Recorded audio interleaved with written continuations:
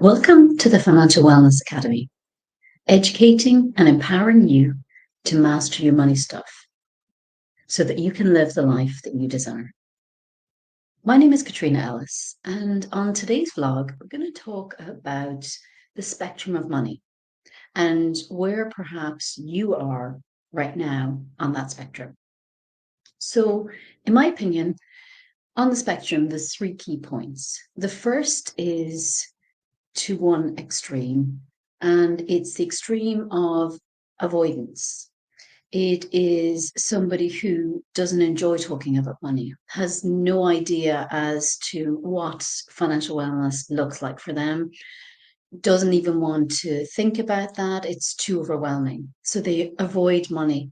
They will typically put their heads in the sand when it comes to money. They don't want to think about any debt that they may have, and they find emotionally the whole thing overwhelming. They may suffer from anxiety around money and anything related to it. They worry a lot about money. They spend a lot of time. It gives them sleepless nights thinking about all the elements of money that affect them and the lack of what they have. They often are in the space of scarcity, and they really can't see a way out. There is no way out of this. There is a need for them to accept the status quo, and regardless of what they do, nothing is going to change. It's often the case that the individual who feels like this has come from a background with primary caregiver who modeled a example of money with those traits. And so they are just taking that blueprint forward, thinking that that is the only way to do money, and looking for validation outside themselves that this is the way it appears, and will often find themselves surrounded with people who think very similarly to them. On the opposite end of the spectrum are individuals who really do money in a big way. So maybe they're the people who have the latest tech, the most amazing car, the most amazing house. They go on the most amazing holidays. They do things to excess. They quite likely have high level of consumer debt. They talk about money a lot, and they really believe that the level of debt that they have will be magicked away by maybe a lottery win or a promotion, a new job, some kind of windfall. And they're really spending day to day in blind faith, hoping that it will get itself sorted. They have plans for the future, but right now what's coming in and where they stand currently doesn't meet that. So they are hoping and praying that it will get sorted out in time, but there is no plan to bring that to fruition or to deal with what is mounting. And the danger with that extreme is that the level of spending that's being accrued is will come crashing down at some point, and then it's likely to have a significant impact. So we can analyze this way in an infinite number of ways. And it was just this morning, as I was thinking about this, what's a simple way to get this across? And absolutely, without a shadow of a doubt, there are variations in between, and you may have a blend of the two ends. There are as many possibilities of this spectrum as there are individuals.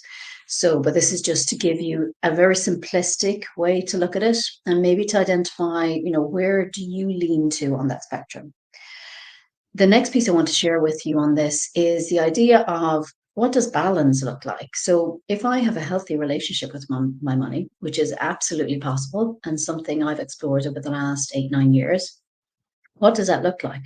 Well, in my opinion, what that looks like is it means that you've got a really clear idea of what financial wellness looks like for you, what having a good relationship with money looks like. It means that you have really amazing gratitude towards the money that comes in.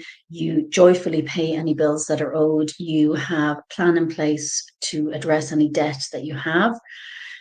It looks like that you and your loved ones adequately protected, you have provided for wills, powers of attorney, etc.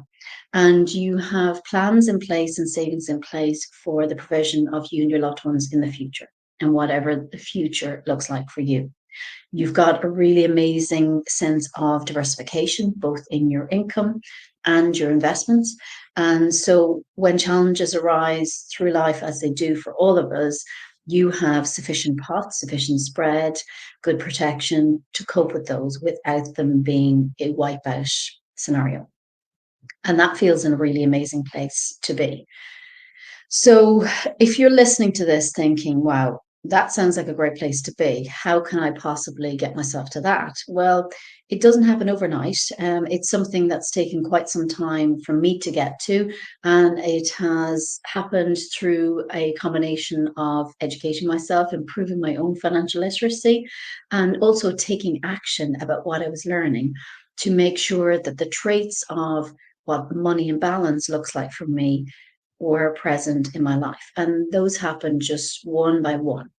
And that amazing quote from Martin Luther King that says, you don't have to see the whole staircase to take that next step. So when you look at money, sometimes it can be really overwhelming when you think, wow, I should have all of these things in place. Should's a very disempowering word, so something I would try and exclude from thinking around this, and look at it as in, okay, well, these are the things I'd like to have in place. And what's the most urgent piece? So what's the piece that really would have the biggest impact right now on your money stuff to get sorted? And whatever that thing is, set about putting in place some really simple actions to address that. And one by one, you will start to pull those pieces together. And then over a short or longer space of time, you look back and you're amazed as to the amount of progress that you've made by taking those simple little actions. And my journey from a place of financial desperation to financial wellness was exactly that. It mirrored that. It mirrored just one step at a time. And as I took those steps, I was educating myself on how I needed to get to the next one. And it is a continual journey. Even now, there are things that I continue to learn, experiences that I have, challenges that I witness day in, day out, that better prepare me and give me a more robust sense of financial wellness as I progress down this path, because it is a journey. It's not a destination. It's something that we experience and have varying levels of success and failures with from time to time. But having a very robust foundation in place makes those experiences a lot easier to bear. So if you want to get a quick sense as to where you reckon your level of financial wellness is right now, maybe re-listen to the two ends of the spectrum. But what you can also do is take my little financial wellness check. It's a mini checklist of a number of questions, and it will give you an output as to some of the key pieces that you need in place to get to that sense of balance, some really simple things to put in place. I'll share the link below as to how you can connect with that on my website. And any questions, just comment below or drop me an email. Thank you for listening and see you soon.